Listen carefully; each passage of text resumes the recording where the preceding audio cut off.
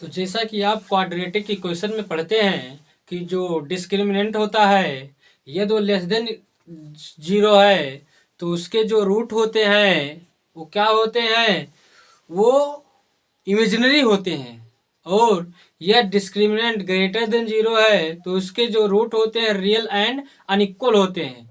लेकिन जब डिस्क्रिमिनेंट यानी D is equal to zero होता है तो उसके रूट रियल और इक्वल होते हैं। ठीक, तो आखिर ये क्यों होता है, ऐसा क्यों रियल होते हैं, क्यों इमेजिनरी होते हैं, आइए इस विषय पर हम चर्चा करते हैं और उसके कारण को जानेंगे आखिर ऐसा होता क्यों है। ठीक ठीक, तो देखिए जैसा कि डिस्क्रिमिनेंट यानी डी बराबर आप जानते हैं बी स्क्वायर माइनस 4ac होता है।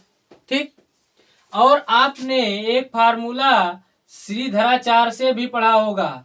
श्रीधराचार्य सूत्र क्या होता है जिससे हम क्या ज्ञात करते हैं, मूल ज्ञात करते हैं, यानी कि जिसे क्या कहते हैं root minus b plus minus b square minus 4ac बटे 2a होता है।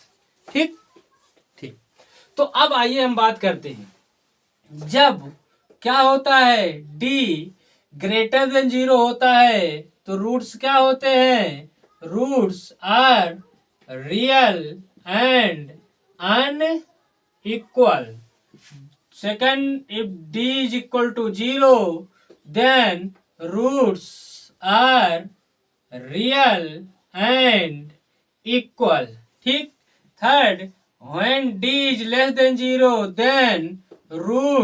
then roots are imaginary। ठीक, ये तीन चीज आप पढ़ते हैं तो आइए इस पर हम चर्चा करते हैं। देखिए जब d का वैल्यू क्या हो, जीरो से ग्रेटर देन। ठीक, तो यानी यह जो होता है बी स्क्वायर माइनस 4ac, या इसी को हम क्या लिख सकते हैं माइनस बी प्लस माइनस करड़ी में डी और बटे 2a भी तो लिख सकते हैं क्योंकि बी स्क्वायर माइनस 4ac बराबर डी होता है। ठीक, तो अब यहां पर देखिए अगर d ग्रेटर देन जीरो हो यानी कि d का जो वैल्यू है वो क्या है, जीरो से बड़ा है। तो जब जीरो से बड़ा होगा तो जाहिर सी बात है जो इसके अंदर करणी के अंदर जो भी वैल्यू आएगा वो कैसा होगा, कोई ना कोई धनात्मक संख्या ही होगा। क्या, कोई ना कोई धनात्मक संख्या ही तो होगा। ठीक, तो कोई ना कोई वो धनात्मक संख्या ही होगा। ठीक, तो उस दौरान यदि हम एक बार पॉजिटिव लें तो रूट क्या मिलेगा माइनस बी प्लस करलिम डी बटे 2a, और जब नेगेटिव लेंगे तो रूट क्या बचेगा माइनस बी माइनस करलिम डी बटे 2a बचेगा, है ना।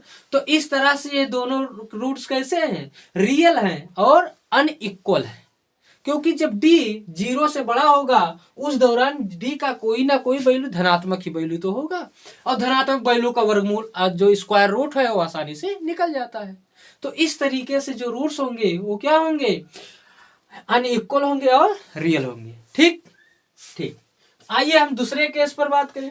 यदि d इक्वल क्या हो, जीरो, यदि d इक्वल क्या हो, जीरो, तो यदि d इक्वल यहाँ पर जीरो रखा जाए, रुक जाइए, d इक्वल यहाँ जीरो रखा जाए तो x बराबर क्या होगा माइनस बी प्लस माइनस करड़ी में जीरो बटे 2, या यही क्या हो जाएगा minus b plus minus zero का स्क्वायर रूट लेंगे तो जीरो ही होगा अपॉन 2।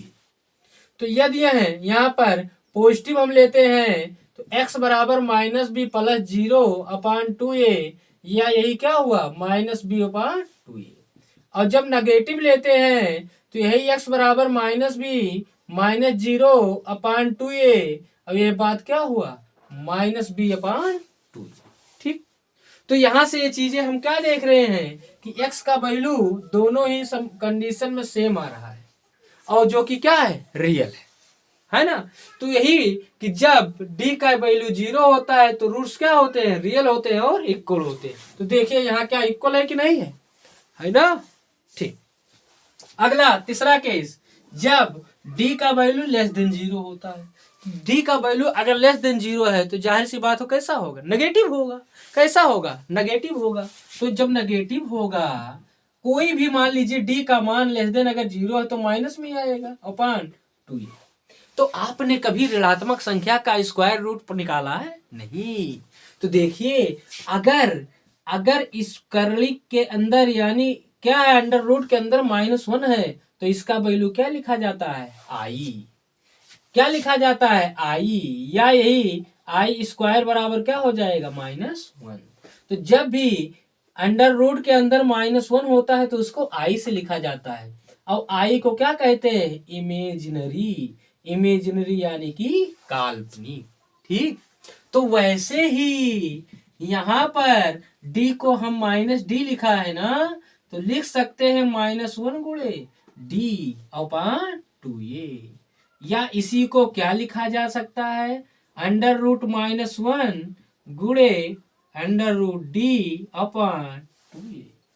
और -1 का स्क्वायर रूट क्या आएगा, -1 का स्क्वायर रूट आएगा आई under root D upon 2a।